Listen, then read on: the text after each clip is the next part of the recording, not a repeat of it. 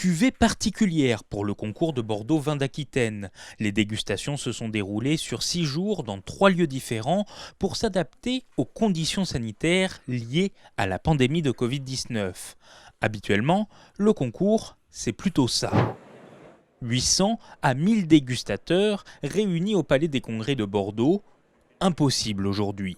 Les organisateurs se sont démenés pour mettre en place coûte que coûte les dégustations. Les dégustateurs arrivent bien évidemment masqués, ils ont la possibilité de se nettoyer les mains au gel hydroalcoolique avant de rentrer dans la salle. On les installe sur leur poste. Là, effectivement, quand ils dégustent, ils sont obligés d'enlever leur masque. Mais toutes les salles de dégustation sont équipées de crachoirs intégrés, qui fait que l'eau peut couler en permanence et donc on n'a pas à manipuler les crachoirs. Donc le service du vin se fait également au verre.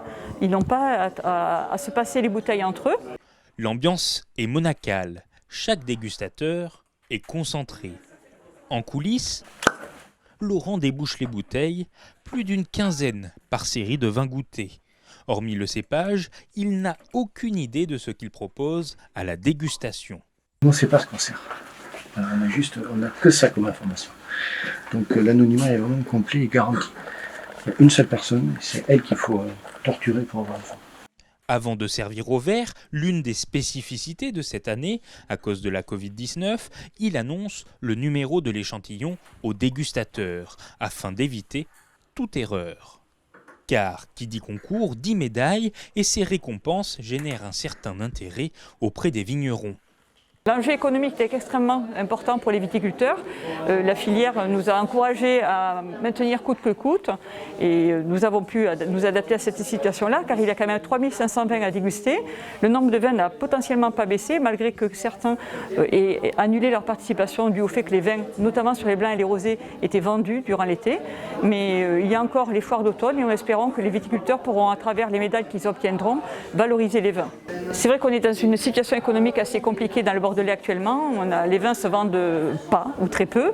Une médaille permet, notamment la médaille d'or, permet de vendre son vin déjà, ça a des certitudes, et puis financièrement d'avoir peut-être 10 à 20% de prix supplémentaires par rapport au prix de vente classique. Au total, 3428 vins ont été dégustés pour ce concours de Bordeaux Vin d'Aquitaine 2020. Une notation à l'œil, au nez et à la bouche.